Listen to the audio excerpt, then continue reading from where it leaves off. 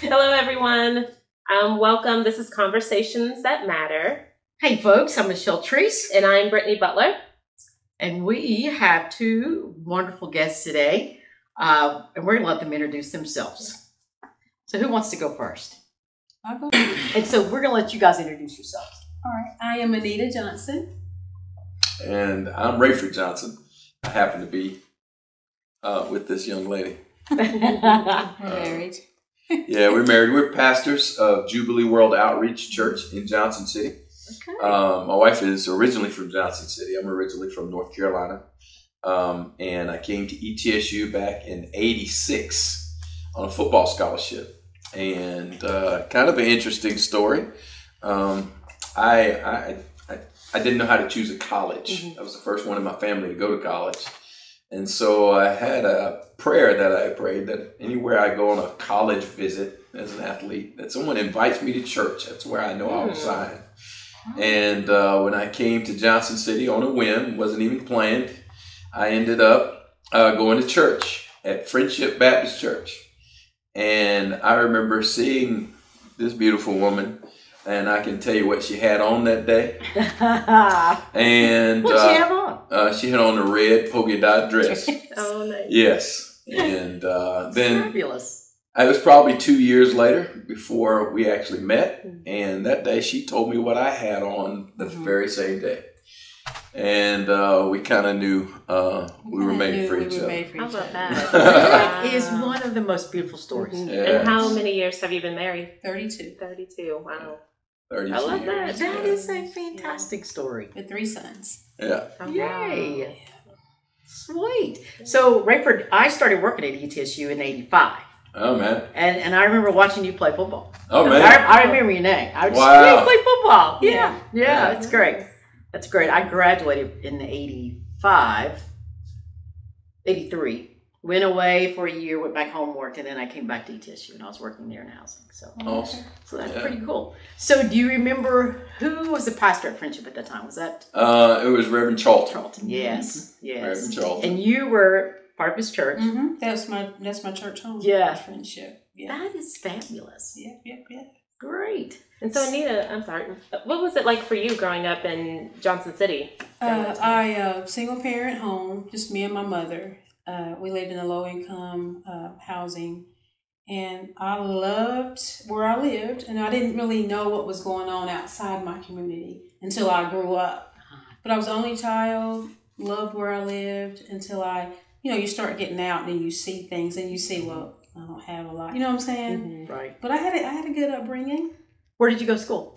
Henry Johnson, Liberty Bell, Science Hill. Yeah. Graduated from Science Hill. What year? 83. Great. 83. So now you've lived here forever, and when you look back growing up, how do you see that Johnson City has changed, or has it, or It's grown yeah? enormously. Where did you live? Carver. Okay. Carver. And has that area changed since you were little? It has changed because they actually tore up a lot of apartments and built those new apartments right there. Yeah, it's something totally different. But it's changed. But Johnson City is huge compared to when I was little. Man, I remember when I came on a recruiting visit to ETSU, it was like small town friendly, and now it's grown tremendously. And so, I mean, even traffic. yeah, I can remember. Getting worse. Can't stand it. Yeah. It's not really traffic. Right. I know. It's interesting, though, that there's been a lot of changes in Johnson City when it comes to, the economy and growth and business and development. At one point, I was the director of the Innovation Lab at ETSU, helping entrepreneurs get started and, working with people much smarter than I am and with PhDs, trying to commercialize ideas and so on and so forth. And that's when I realized it may be growing economically, but there hasn't been a lot of change. That's just my opinion. And what I mean by that is there is still a lot of backroom politics in this city. And there's still a lot of, business is all about relationships, right? I have no problem with that. But when certain people are only given opportunity and others are held back, that's where I step in and say, hey, wait a minute, let's think about this a little differently. Have you ever experienced that personally, where someone got and you did not? Yeah. So I owned a business in Johnson City for about 15 years. So when I was a drug rep, and so I had a business idea of starting a sleep lab back, before sleep and sleep education was big. So back in the late 90s, and I couldn't get a business loan. I couldn't really figure out how to get started. And so I took all the money we had out of our 401k, which wasn't much then. and then I sat down with a group of friends, people I knew, and I asked them, I had to make a ridiculous appeal to them. I'll give you 100% return on your money in 12 months type of idea, because I knew it would work. And needless to say, it worked, but there was no conventional way of doing that. There was no connection. There was no entry point for me as an entrepreneur to get started, right? Because obviously, most of the time, the biggest challenge is capital, right? Yeah. And so I had to go and figure it out on my own, and bootstrapped, as they say, for the first year. But then we hit our numbers, and things went really well for a long time. And I remember that as the business started to grow, I got some heat from my customers, which were all physicians, obviously. And I was dependent upon the largest group in town, and I knew them all because they were my customers. And so I left the pharmaceutical world, went into business for myself full time, and it went well. And at some point, the success was too much for some people. And so I started getting pressure. And people stopped referring, and they tried to, shift their referral patterns. And then, it was business cycle. I understood there were going to be some changes, but then I kind of got attacked, and I ended up having to sell that part of my business. And I was, fortunate enough to be able to shift my entire business model. And so I became a management company, started managing small hospitals throughout Tennessee versus owning my own business right here in Johnson City, which now is still running, but it's owned by a physicians group.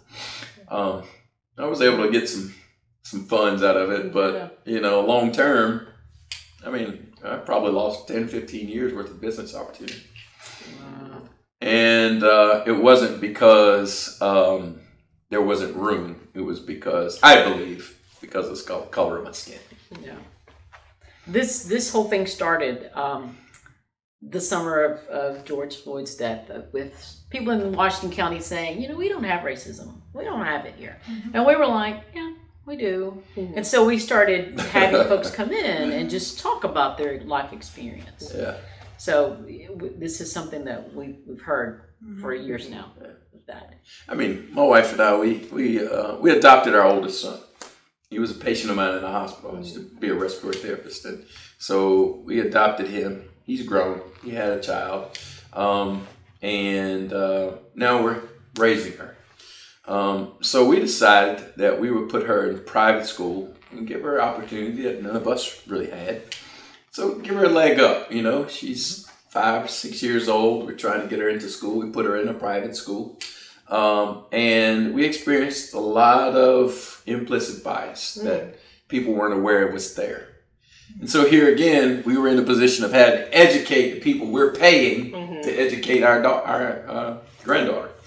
And so I remember them pretty much telling us that she was developmentally behind in kindergarten. And so I went and I sat down and I tried to, I had to recognize that here I am. I'm a pretty large black guy. So I went into the class to meet with the teacher, and she brought the principal in. And I sat in one of the smaller chairs. I sat on my hands because I didn't want to appear aggressive. because, I know my voice is a little loud, I don't know. And so I was trying not to give them the signal that, I was, going to be belligerent or, act out of character. Sat on my hands and I tried to talk with them about my granddaughter, and they started to tell me the teacher never looked me in the eyes, right? She never looked up. And so I asked her to look up. I said, please, could you look at me when you're talking to me? And then I realized, oops, don't do that. And then as the conversation kind of ended, I said, well, listen, I'm not the teacher. I want to respect what you do. However, at the end of the day, could I ask you to put a sticker on her book if she did well and she followed instructions? That way, I know I can reward her. And if she doesn't, don't put a sticker in her book. Yeah. And I'll know not to reward her and have a conversation with her, and we'll see if we can curb her behavior that way. And I said, because she's growing up with me. I'm aggressive. I'm loud. She's aggressive. She's loud. She might not fit the mold for everybody else in the school that doesn't look like her. Mm-hmm. And it's just a difference in culture. And they looked at me like I had 3 heads, and I had to leave. And we had to take her out of school. We put her at Cherokee, and she's doing great. But those things happen every day. Yeah. Anita, have you ever experienced that? I really haven't. I've experienced in being in the stores and being followed. Lots of times, and to where I get so upset I just have to just leave and walk out. Yeah.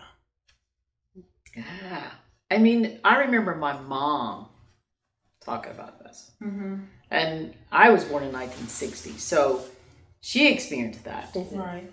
And like my thing is, will this ever be over with? Will we ever be able to just go someplace and just do what everybody else is doing and not be hassled? Right. I don't know. Right. Yeah, I don't know. I mean, this happens a lot. It really does. It does. It does. It's unfortunate, but, it's a part of the community. It's part of the life that we have, And so I'm one of the people that says, well, let's do something about it. Let's talk. Because if we don't ever communicate, how can I change somebody's mind if I don't really know what they're thinking? We got to be willing to listen. I think one of the things I have come to know personally is that I need to be a better listener, right? I need to give people room to make a mistake in my presence, right? Just because they're white doesn't mean that they're my enemy because they don't understand my background and my culture, right? Because I know black people that don't understand my background and my culture. Let's be real about it, right? Right. We grew up differently. Right. And so I think one of the keys is that we learn to listen. Even the Bible teaches us, if you try to talk before you listen, you're pretty much, one translation says you're stupid, because it's important that we learn to listen to each other. Really, how can I build a relationship with somebody if I don't really know who they are? I think the biggest thing is being able to present ourselves in such a way. When I say ourselves, I'm talking about black men.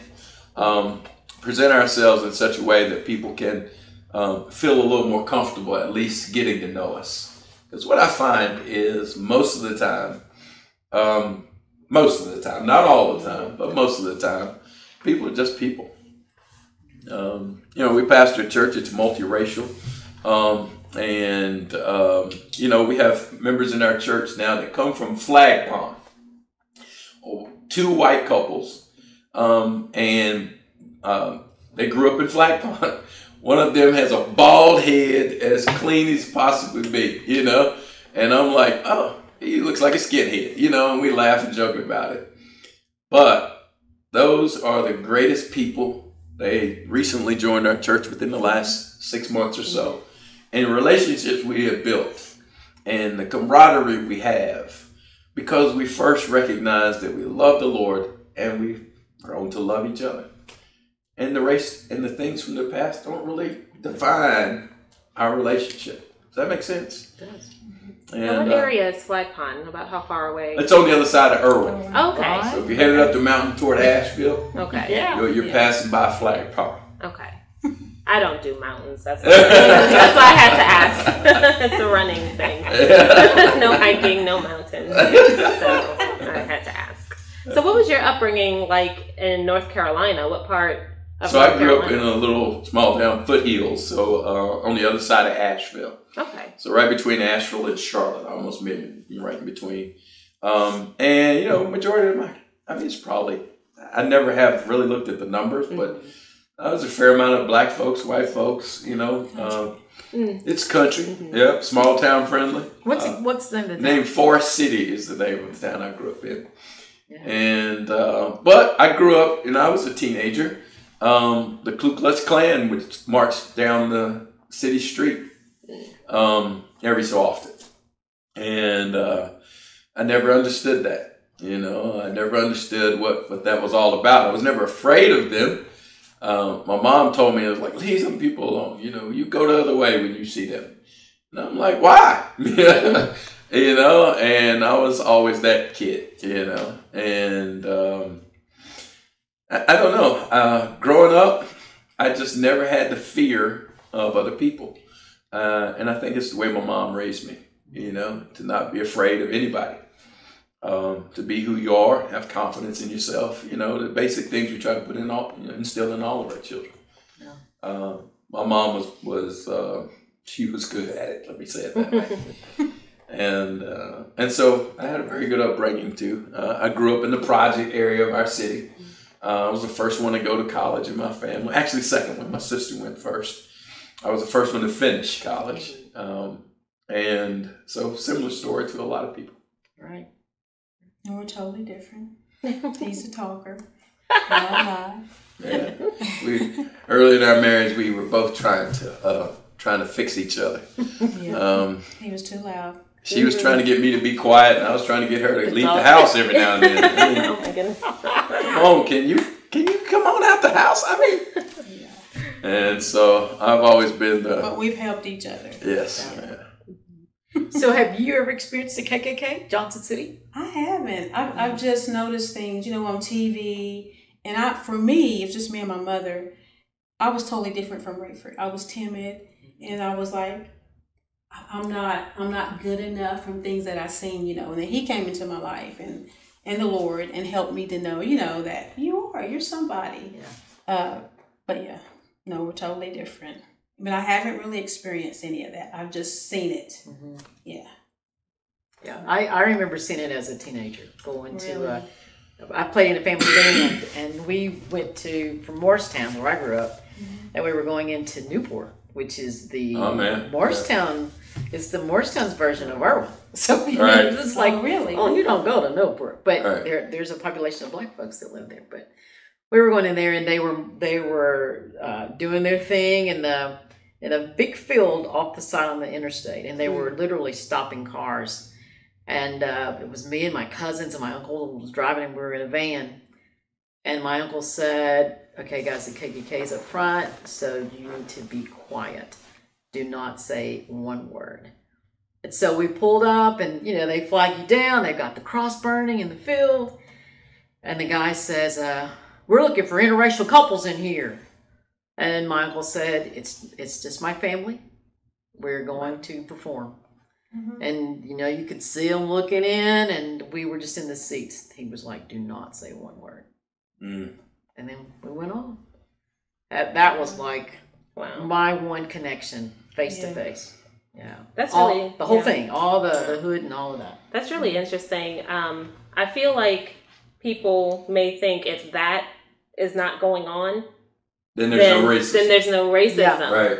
Right. If the KKK isn't marching down the street, it's then fine. Everything must be fine. Everything really has moved more towards this implicit, unconscious bias, I think. I think it's really about ignorance. Excuse me. I think it's about people being afraid of what they don't know. I mean, there's no. I'm sitting here with you guys. I don't feel threatened. I don't. Why? But when let's also recognize that we're attracted to people that look like us. If I walk into a large room of people and there's, 100 people in that room, and 4 of them are black, I'm attracted to go talk to that black person. And it's just natural, Does that mean that the other 96 in the room are not important? No, it doesn't. It's just, the connection. Yeah. Right? I'm kind of, see your brother. And I'll go talk to him. My wife wouldn't, but I would, But that doesn't mean I exclude everybody else in the room. Right? It's just what I'm comfortable with. Yeah. And I don't think there's any problem with that, other than when you ignore everybody else. Right. Now we got some issues. And I'm Milligan College, I'm in school at the seminary. And there's only one black teacher that's ever taught in that seminary, and he's African. Still there. Great person. But only one black face throughout the history of that school in the seminary. That's still happening today. I mean, that's not good. And I'm still the only black American face in my classrooms.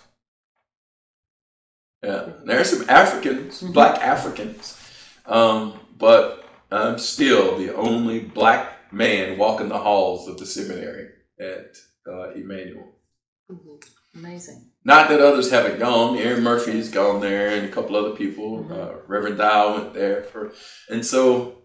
But there's nobody that looks like me in my classes. Right. And this is America. This is a major. This is a bigger city. It's interesting. Yeah. Wow. Do you remember the first time you met a person of a different race, white person, growing up? Do you remember that? Or better yet, even, did you ever have a best friend or a very, very close friend that was white? How was that?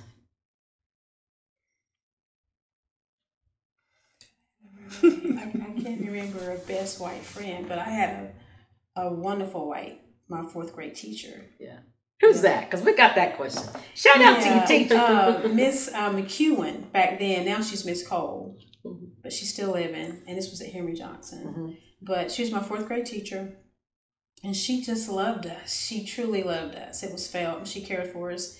And she impacted my life so much that when I got into the 11th grade, I went back to be her assistant in kindergarten for 2 years. Oh, wow. Yeah. And I just saw her not long ago, and she was like, "Oh, Anita, still remembers you, right?" And yeah, we would go to her home and everything. She really cared about us. Yeah, Miss Cole. I think when you have that kind of person who is of a different race or a different culture, that takes you 10 steps closer to accepting people that are different. Right. I think sometimes people have not had an opportunity to meet someone who's different. Like folks coming out of Flag Pond. Yeah. there's no black people living up in there. Actually, I think there's not by one choice. person. Not by choice. No, But I mean, it's one of those areas that not a lot of black folks. Right. So if you get that opportunity to meet you guys, and now they know.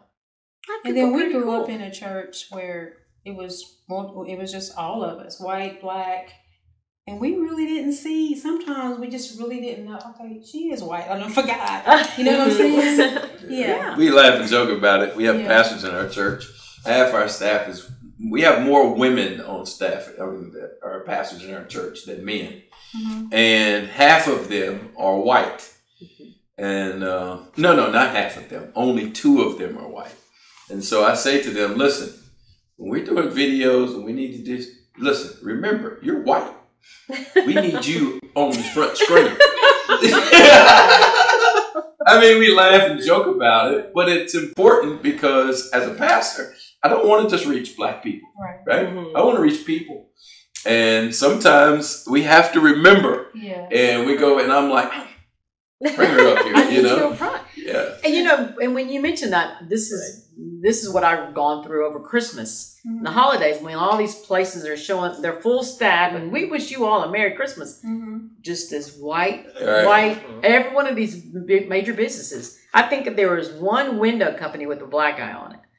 And I'm like, so you're thinking we need to make sure all faces are shown on our video. Mhm. Why are other predominantly white places not doing that? Like, They don't have to.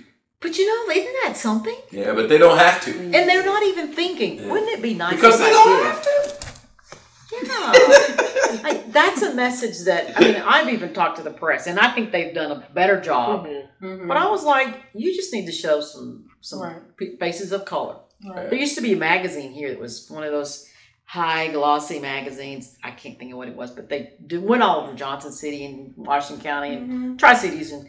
And friends of mine were, one was the editor and one was a photographer. And I'm like, y'all need to get some people of color in here, this magazine. Because I get it, and I literally go through the pages. I don't even read the articles. I don't care. Any black You see if people. you find somebody look like you. And I can't count you twice because I just saw you at that other event because you must be friends. All right. And I'm like, So if you're thinking that way, you've already gotten through school, you've you know, lived a lot of life, all of that. Now think about what our children feel.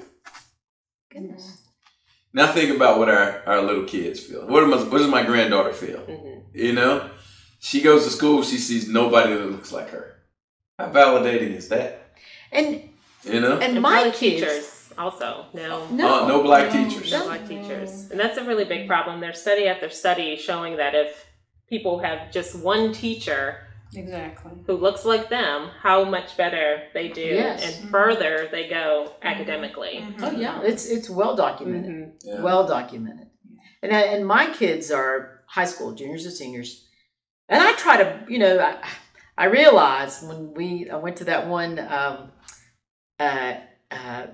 gosh, ACEs training Yeah. and black kids. Right. She made a comment about how we push things to our kids from our own trauma. Right. And I realized at that point, I mean, that was eye-opening to me because, you know, you give them that talk about, okay, you got your driver's license, this is what happens. So part of me was pushing that fear from Right. ancestral trauma.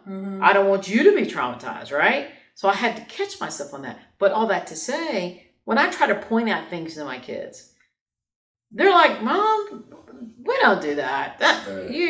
What are you talking about? Like, they don't feel or see that racial stuff that we experience at that age. So I'm like, okay, am I trying to prove something that's not there? I don't know. Yeah. I don't know. But both of them, I think it's there. They just don't look for it. I don't think they see it. They don't see it. I think it's there, and I think when you grow up in a community where there are a lot of people that don't look like you, I mean, this is all you know. Yeah. Right. Get used to. And so I've heard people that are from Johnson City, that grew up in Johnson City, that when they go to a place like Atlanta or Durham or someplace like that, and it's all black, I did that. that they get uncomfortable with black people. Wow. I've heard that more than once. I moved to Atlanta when I broke up with him. Okay, wait, that's it. Come back to that. I broke up with him and moved away. I was tired of Johnson City. I was going to try it out. But yeah, I was scared. There was so many black people. Because I came from here. And all I knew was white people. Isn't that crazy? Yeah. Well, I mean, That's it's so crazy. weird, yeah. And I've got a friend who lives in Virginia Beach and predominantly black there. Mm-hmm. And, you know, I'm like you said earlier, I see a blackface. Yeah, you feel They better. looking at you like you strange. Like, what's up, Rob? Yes, and I'm like, I'll be walking in the store, and I'm You just happy to see him. like, Speaking of everybody. what are you looking at? Yeah, I mean, I'm like, you're black, I am too. Don't you see? No, I'm like, I don't care. I done seen a lot of Yeah. I'm like, I've seen a lot of black people all day. You are not special. Right. Oh, And that is, that hurt my feelings. Yeah. But that is a different experience. And that's see when I came from a community where there was a And lot he of was people. looking for, like when I go to his hometown, all you see is black people. All over the place. Yeah. When he came here, he was like, dang, Where the black And people? it's funny when I came here. I told the story last night. When I came here, I couldn't find. I had a box cut back then, you know, kid and play, and I couldn't find Dax hair grease in the bookstore at ETSU. Yeah. So I got mad, and I talked to several other people, and we decided we were going to picket the president's office because this is a racist institution. And that's how we started Black Affairs. Really? Oh my God, that's how I got Black Affairs started. Because I couldn't find Dax. But you and your sister were... My sister and I were kind of activists, you know, undercover, you know, so to speak, when we were young. Did she go to school here too? No. Okay, so this is we went to the same high school in my hometown. And we had a couple of black teachers. One of them, Miss Jernigan and Miss Dawkins. Miss Jernigan, I forget what she taught, but Miss Dawkins pretty much taught history. And they were so big in black history before slavery. And they wanted us to learn and expand our minds past, you know, the 60s and what was being taught. And so they made us look at African history. And they made us learn a little bit of Swahili. And my sister and I got to where we wanted to learn the Black National Anthem in Swahili. Wow. And so we did. And that is where my love for black history and African history and languages, and that's where it comes from. Because it started with a teacher. Yeah. It started with a teacher. Yeah. I agree. I know we're teachers, so you know, but I think there's something to that. I really do. I think that is an important, and whether it's an academic and a school teacher or a mentor teacher or someone, but someone who can just capture your attention and guide you. That is it right there, and I think that's important. Yeah, I really do. I think that's a big deal. I don't think our kids have a lot of that. I mean, you know, athletes and musicians and all of that, that's all they know. That's for the most part, I'm being very general. But when it comes to, you know, leaders and community folks and national, they don't have that. They don't. I think that's what the Bible describes, and it tells us that, you know, we have a lot of people that want to tell us things, but we don't have a lot of teachers. We don't have a lot of people that want to instruct you and guide you and are willing to, you know, the phrase we always use is pour into you. And so I try to tell people, look, you need at least 3 relationships in your life if you're going to be healthy, especially spiritually. You know, you need a father in your life, somebody that you respect enough, or a mother, someone that you respect enough that you will allow to speak truth to you and even correct you, right? And you also need a brother or sister. You need somebody that is on the level that you are, that you can just be yourself and just have a good time with. And then you also have to have a son or a daughter, you know, in your life, somebody that you're pouring into. You're trying to help get to the next level, because all 3 of those relationships are important. And I think that's one of the things that's missing. We just read an MLK event last night at St. Paul Amy Zion Church. It was a great service. But I don't think there was one person there under the age of 40. Wow. And that's actually what's going to be my next question, sort of this upcoming generation. Right. Like, how do you reach that Gen X? We extend ourselves. It's so like today, I was on the phone with Coach Qualls, who is the football coach at ETSU, and Coach Oliver is the basketball coach. And I called them and I asked them to send players to the MLK walk on the 16th so that they could help me sign people up for the NAACP. Perfect. And I'm trying to pull these young people into our community, right? I want them to see that there are people here that look like them and that there is a place in this community where they can come and be around other people that aren't just their age.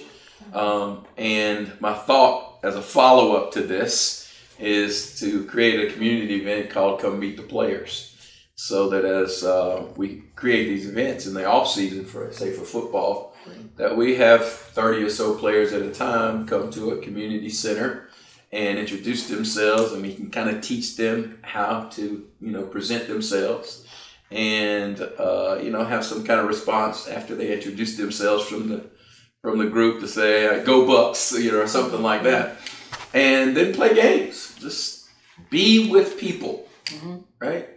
Just be with people. Yeah. And kids would love that. Oh my gosh, I'm college. Let me tell you. my wheels are spinning in my head now with that. I mean, we started the That's a great ministry in idea. North Carolina when we moved back home there. We started the ministry basically with high school kids. And all we did was we rented a building that was like a gymnasium. We put up all the chairs and we played dodgeball, red light, green light, red rover. You know, we played games like that with them for 45 minutes to an hour. We'd be in there sweating. We tell them, when you come in, take your shoes off. Everybody take your shoes off. And of course, we fed them. And then we would give them pizza. And then I would share a gospel message with them about hope or about love or about, you know, whatever. And that's how we started our church. I think it's really just what we've been talking about. I think it's genuinely learning how to listen, you know, showing some empathy. The basic things that we all know. Well, right? and I think I'm looking at my son right now, both of them. Either one's on his bed with a computer right here, or the other one, if I hadn't taken his PlayStation, would be playing. Right. Yeah, you're gonna hear it if you listen. So, but that's where they are, and to just get away and let's get in eyeball to eyeball. Let's play some. Let's talk.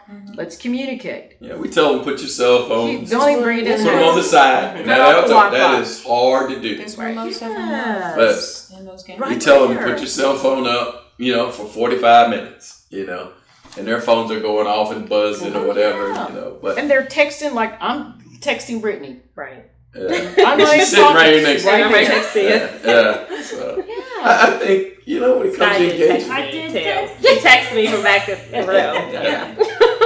It's hard. It was logistical. Yeah. I think it's all. I mean, I think it all comes down to the basics of being good human beings, right? Yeah. Showing empathy, right?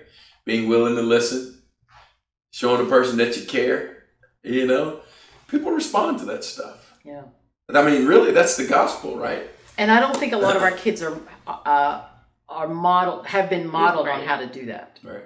Because most of us are comfortable with going home after work and don't want to be bothered. Yeah. You know, come on, let's be honest. Well, see, and I try. I'm like, let's watch a movie. Let's get some pizza. Let's talk. And they're like, and I'm like, yeah, I'm done. And it becomes so easy just to not be involved. It does. I will be honest, and I'll tell you, and Yeah. I'll pay for that therapy I've been session. there too. We just feel comfortable. Yeah. I'm done. We got to get out of that. Yeah, so you know, as a pastor, it's hard because I'm an outgoing I'm person married anyway. to him, so it's pushing me to do more. I can't use my granddaughter all the time. She's always saying, "Well, I gotta get her in the bed." I'm like, I gotta feed her. Okay. "Yeah, well, okay." Well, let's talk about the new church I'm trying to get your wife to do. Anita, I'm waiting on the Hallelujah Church for the Music of Jesus. I think I called it that. That's why I called it. So I went to your church a couple weeks ago. It was a Christmas celebration. Fantastic. Tell me about this voice you have, and how did you know you had that voice? And Oh my goodness. when did you unlock that door? Because I it's amazing. I didn't know I had it, but I lived in the projects. In Friendship, their first church was behind me in the projects. It was down in Carver on Garden Drive. And that's all we did. We went to church, we sang in the choir. That's all I did. I just was a church girl. And so as I grew up, I started singing in the choir, and one of our directors would always pull on me, Anita, come on, do this song. And I was so shy. So Scared of a shadow shot. I was so I shy. used to be just like that. We have similar patterns. Yes. I just started singing. They just started pushing me. I'm telling you, every time I sang, it was awful. And as soon as I sing, I run. I go right back in. And they want me to go on. I'm like, no, we're done. So that's where I started. I didn't know I could sing until they pulled it out of me. And then we've had the church, and it's nothing but God. I've led worship for over 20 years. And maybe 10 years it took me to get. I mean, I was just terrified. I'd have to go run in the bathroom right before I got on the stage. I was just so scared. And people I grew up with, if they come to visit, they're like, Is that you? is that Anita? But it's not me. It's Jesus using me, because I'm still I'm still shy, but I've got more confidence. I'm just gonna tell you, I didn't see you much. Your whole thing was incredible. I just sat there and my mouth would fall open. I had to pick it back up. It's all because God. all of that, the music was amazing. So You want to come back? I need to, because I'm telling you, I could just listen to music forever. Yeah, That's why you need to have. You're a musician. Yeah, I know. She plays a bunch of stuff. I know. That's where I'm like, I'm looking for the Hallelujah Church for the music of Jesus Christ. Can come up with some kind of community thing. And that's that would my be next great. thing. Do you have a lot of young folks in your choir? I don't. See, that's and this is a snowball for me. And I'm not on school board, so I can say this. There may be 3 kids of color in Science School's choir. Mm-hmm. You know, we got a lot of kids in this community that sing. Mm-hmm. Why? Why are they not in choir? You have to take a fine art. Right. And I think a lot of them probably cannot read music. Beautiful voices, but can't read music. Mm-hmm. And I would love to see something happen with these elementary school kids so that they're able to read music and do this. Because there's a lot of money for kids to go to college with their voice, not just their bodies on the field, but their voices. And I wonder why we don't have those kids. I don't think most parents know what the opportunities are for our kids. I mean, they can't know. Because there would be more usage if there was. Everybody thinks you got to play ball. Yes. Listen, I love football. I love ball. Golf. Golf is my new passion. But I mean, golf. I say to my granddaughter, she's 6. I say, Kaya, we're going to the golf course. She'll say, Poppy, not again. You know, because I'm hoping that she'll get the bug. You know, for something. I don't care what, but something that hopefully she'll find something and fall in love with it and be passionate about it. No, I loved going to the golf course with my dad because he would give me gum. Whenever he would check in for the hitting, he would give me gum. So I was like, yes, let's go. So maybe he just did he realize that the gum was the reason? You need to give her I need to give her some gum. Yeah, a little bit. Oh. Yeah, think I you like might get some gum. putting and stuff. Yeah. I think our parents, first of all, I think families in this area really need support. Number 2, when I think about our parents of color and their kids, I don't think they're actively, for the most part, actively involved in their kids' education. Go to school. You got any homework? Okay. But that's the way we were raised. See, well, but my thing was, my mom said, you got homework? I had a place at the kitchen table to do all my homework. I'll never forget, my mom never had a pencil sharpener. She had to sharpen my pencils with that knife. With a knife. There I you grew up go. in the project, single mom. She would sharpen that pencil with a knife, and I hated that. So I have in my house now at least 5. At least. One in every Amazing room. the trauma. Right. I mean, it's The stuff that impacts us, man. What, Mom? I love you.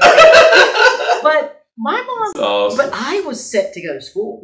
Like, I was not the best student in school. Never missed a day of school. From first grade to graduating. None of me, I have 2 younger brothers. Never missed a day of school.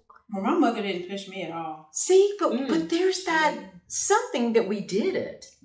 But then there's a lot of parents that they just don't.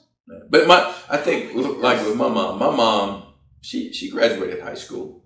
It wasn't until later in life. I mean, she might have been close to 70 before she went back to a community college. Wow. It was just a challenge. After I finished college, she was like, I can do that, you know. But yeah, you can do it, Mom, you know. And so she went back to community college, you know. But before that, she did not have any confidence academically.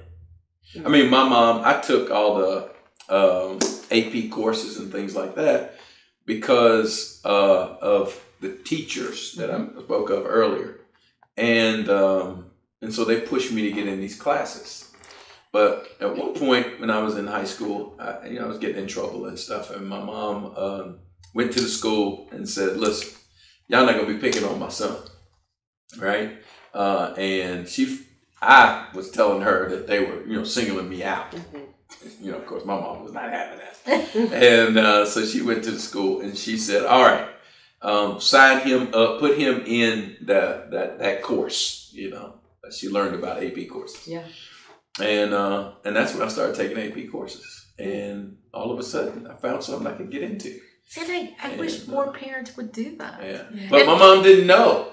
She didn't know. Yeah. And then as she learned, she was like, oh, you can do that, Right. as she learned. So I think, it's about connecting people with resources. I mean, my wife was always saying to me, Rayford, don't you think you're doing enough? And I'm like, No, not yet. because there's so much opportunity around us that people don't even know exists. Yeah. It's in the last couple of days, if I could tell you about all the resources I have found out about in the last 2 days, it would blow your mind. I mean, from community resources. I mean, from legal services to, power of attorneys and, and advanced directives. So to all of these things are right here right here. And how do we get folks who need to know about those things to know about those things? How do you get them out of the house? Yeah. Well, here, prime example. NAACP they invited someone, if I'm not mistaken. He was at Carver signing up people for insurance. Mm-hmm. One person went. Yep. Now, I know there are more people in this area. We talked about that, I think, at one of our meetings. Yeah. But There are tons of people. Did people know? Apparently, because that was my question. No. How did these people know about it? The word was out. I received something. I sent it to my friends. I don't know if it was in the newspaper because I'm the one that will read the newspaper 3 days later. So maybe, but... Yeah. Well, I think that's one of the jobs of the NAACP is to help improve communication. It's not always jumping up and screaming when something goes wrong, but it's also organizing. It's also finding a way to build a community calendar that people have access to. Yes. It's about being able to put people together in the same room to have conversations and motivate them to be a part of it. I think that's my job as part of the NAACP, and we have some ground to cover, but I think we can get there. But it's what we've been talking about. It really does come back to the basics of life. Respect for people. Empathy. Loving people just genuinely, not having, a side agenda always, it's just being able to reach people right where they are and giving them opportunity. Yeah. And so NAACP, I still think, is a great umbrella organization for a lot of people that look like us, right? There are a lot of great organizations but they only have 4 or 5 people in them.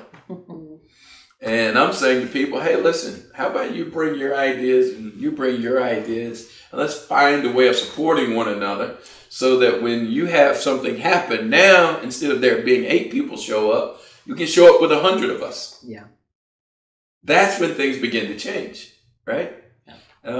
It doesn't change just because we jump up and down because of an incident that happens in the community. No, where do we show up? How often do we show up? What is our message?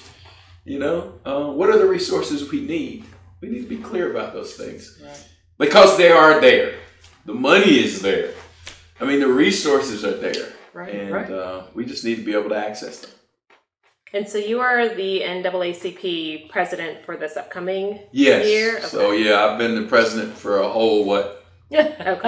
12 days now.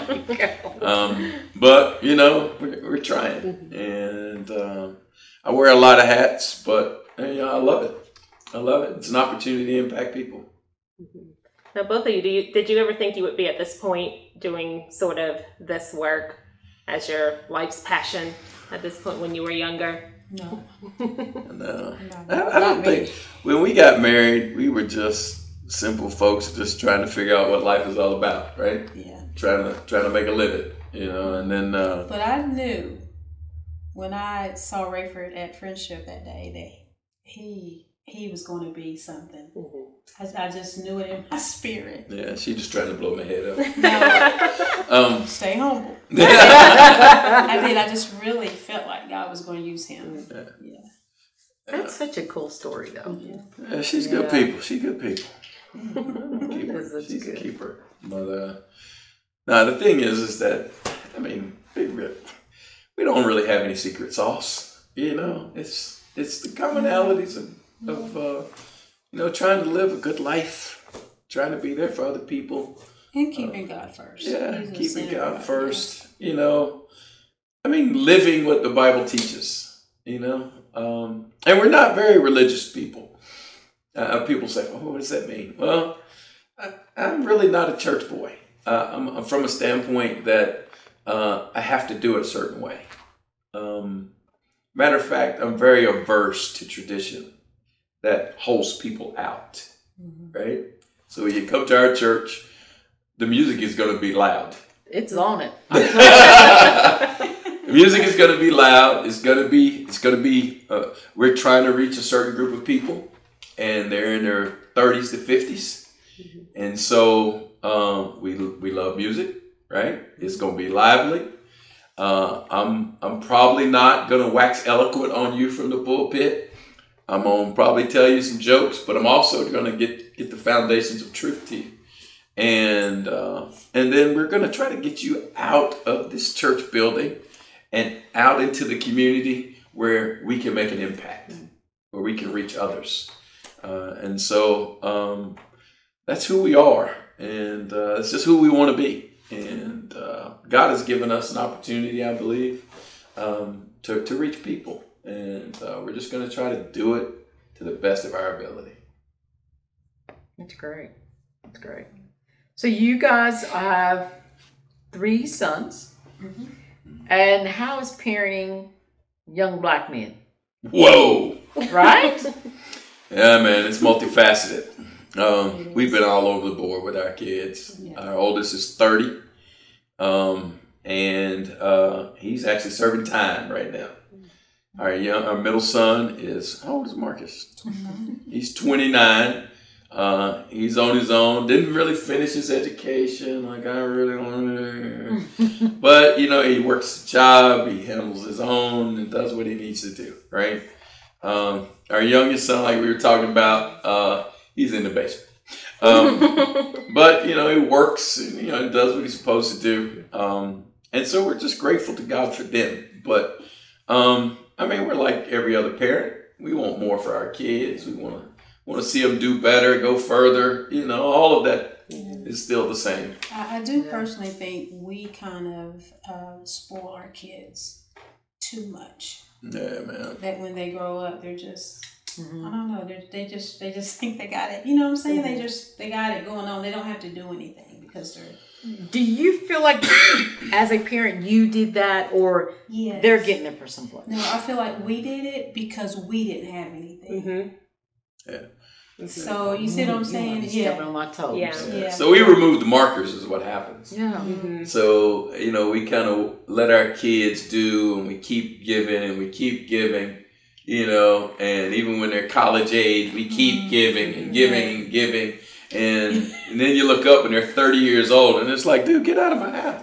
I'm making a face because my dad still pays my cell phone. Yeah, see what I'm saying? And I'm 40. But that was the reason. He didn't grow up with much. He left home at 16 and went, he was able to go to college, Southern University in Baton Rouge. Oh, man. But if the dining hall wasn't open, he couldn't eat. And so was very reliant on everything. So when we got to college, he was like, you're not working. School is your job. And here's your meal plan. And everything was just kind of, focused on school. And so it's like totally different experience because he didn't want us to have to experience and that is Black history at this stage. And see, I'm fighting that because I didn't grow up with a lot. But I tell my boys at the time, you have everything you need and a lot of what you want. Right. But it's But it's keeping up with the culture. See, and Yeah, like I right think it now. handicaps our kids though when we Yeah. give them so much. Yeah. Take that Yeah. PlayStation away. Oh, I mean, I It's did. gone. He was fussing, and I'm like, I want the PlayStation. Rayford actually said On my this table. when our boys were younger. He bought each of them an instrument, a guitar, drums, Man, and spend a money that keyboard. Christmas. and I was asking him, "Why are you doing this? They don't even want it." Mm. And he said, "I think it's because I always wanted those things." Mm. Yeah. Mm-hmm. I did that with motorcycles. He And, bought everything. I brought everybody in the family a motorcycle. The whole garage was full of motorcycles. I mean, I'm Because serious. He didn't have it. I'm serious. And because I was living my childhood dream, Yeah. you know, I Yeah. finally had some money, and Yeah. I'm gonna do everything I wanted to do as a kid. And I'm not the reason why my kids aren't No, successful, I'm and not I'm saying not that. the reason why my kids are successful. You're right. I'm a parent who loves my kids, and I want to see them do well. I mean, but let's be honest about it.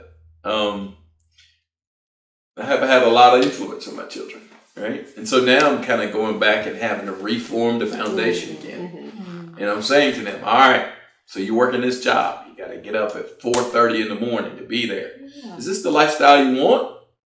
If it's not, you're the only one that can change it. Change that. Right. You know? And, you know, if you don't want to work, you know, for Walmart, you know, delivering groceries or whatever, then do something about it. You know, it's called edumacation. And so it's just a different time. But you think about it. How many brands are we sitting in this room? If we could count every brand that's in here, from the shoes to the cups, you know, to the microphones. I mean, there's probably 100 brands in this room. Yeah. Alone. We are a global commercial world, and people get validated by the things they wear and the things that they're a part of and what it makes them feel like. And then when they get to an age where they can't produce or can't live that lifestyle, then they end up depressed and anxious and can't make it because the things that they put their confidence in are empty. Yeah. And there's nothing to it because it's all about making a dollar. Whether they realize it, we realize it or not, the commercial world, you know, global economy is probably one of the worst, this is my opinion, one of the worst things there has ever been to affect the family. I believe you. I know with my kids, and again, I try not to do it. I try not to. I'm not a helicopter parent. I want my kids to be successful, but probably between their sophomore and junior year, I backed off with homework. You don't want to do your homework? Guess what? One of my high school teachers said, "I got my degree, you get yours." And so I found myself saying to my kids, "You don't want to do your homework? I already got my degree. Yeah. That's on you." I think And I one of the hate things- it, but I just, I think I have talked too much Right. because I feel like they're not listening. Yeah. I think you got to treat, and this is one lesson I have learned as a parent, is that you got to treat your kids as individuals. That's one thing I didn't do. I try to treat them all the same, right? I didn't treat them as individuals, as people with specific interests and, and needs. I didn't. Well, all y'all got a bed. All y'all gonna get something to eat, right? All y'all can go to school, Right. right? And I didn't treat them as individuals. I didn't figure out their individual needs and so on and so forth. If one of them got in trouble, all of them got in trouble, And it was like, well, why are you snitching on your brother? But I didn't treat them as individuals, and I didn't give them individual time, and I'm not coming up with the excuses of why this or that. I'm just saying it's one area I think I could have done some things better. Well, I know one thing that I know is missing in this community are parent support groups. Yeah. Because I had, like I said, my kids wearing me out, and I remember telling folks, if I had a drug problem, if I had an alcohol problem, if I had whatever the case were, if I were in prison, whatever, there would be all kinds of resources for me as a parent. Right. But when I'm just doing the best I can, I've got money, I've got a house, I've got everything that I need to provide my kids. There's no support when they make me crazy. Right. And I'm like, that's the next group I'm starting. There you go. And I think that's needed because group. even my oldest is 12 years old. After the 2 days in the hospital, I was like, so I could take this baby home? Like, it's like no. There's more instruction on this. Yeah, we got with the kids. Yeah, and it's like no one's gonna stop. Like you're gonna let me take this baby home? Like, yes. First diaper, I'm like, I probably traumatized him. And mine, I didn't put it on right. Mine are adopted. Adam hold him on top of his head, you know. So I didn't even have that 9 months of, oh my goodness, something's happening around here. You guys are adopted? Mine are adopted. Our You first just is get that phone adopted. call. Yeah. Yeah, man. So, I don't know. The thing is that there are so many needs in our community. yes. I think as a leader, one of the things I try to do is figure out what are the top 2 or 3 things I can do, and what are the top 2 or 3 things I can do to make the biggest impact the soonest. And I try to stay focused there, you know, and you know. Sometimes I get overrun, but you know, you come back and you go back to the basics. So now, as we wind up here, do y'all have any questions for each other?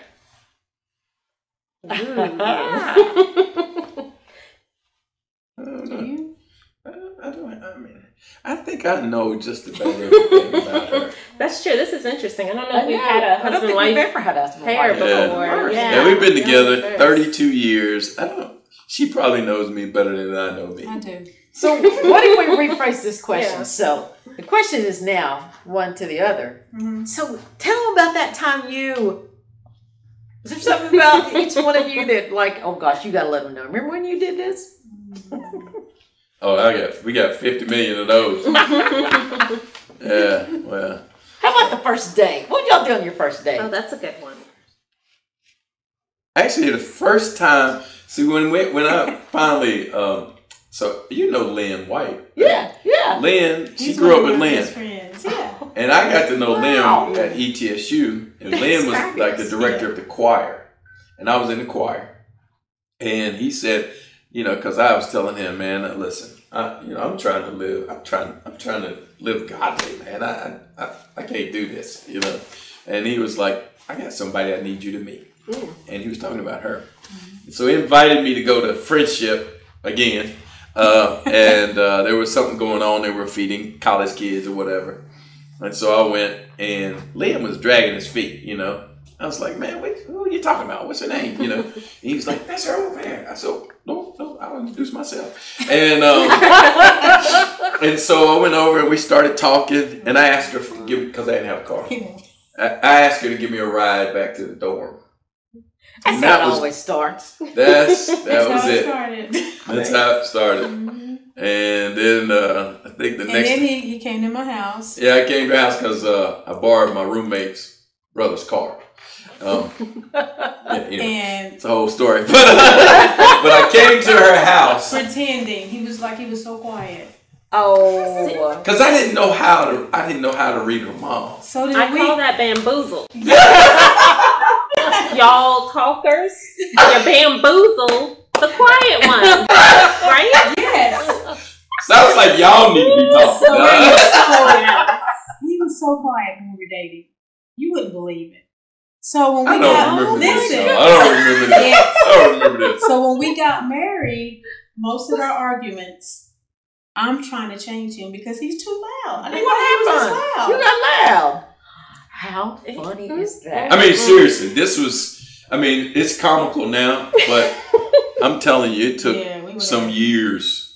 I think we have been we married. tried to change each other, yeah. Yeah, I tried to get her to come out. She's trying to get me to go in, you know? Right.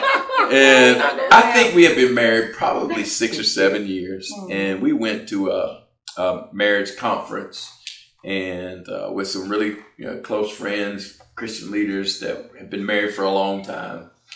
And they helped us tremendously because we watched how they did things and we watched how they loved each other and what they didn't do, you know. And then I'd ask questions, you know. So, and, we talked about everything from sex to money, and they helped us a lot. And we realized at that point that she is who she is and I am who I am. And I mean, that might sound so simple to everybody else, but to us, it was the wow moment. It was like, you know what? You're not me. and I am sure enough not you, And we became okay with each other. That's cool. And we've been fine since then, We don't really, our kids don't even pay us any attention anymore. I mean, we fuss and argue over, and she'll say, why do you put sugar in your tea? Whatever. And we'll argue about that, And our granddaughter will say, Poppy, stop fussing. Poppy, stop fussing. Stop fussing. Yeah, we just come in constant. here and she was like, Poppy, now you didn't clean your plate off. Now you need to go put that in the trash. And he was like, who's she like? So I have two of them. I love it. That's great. That is great.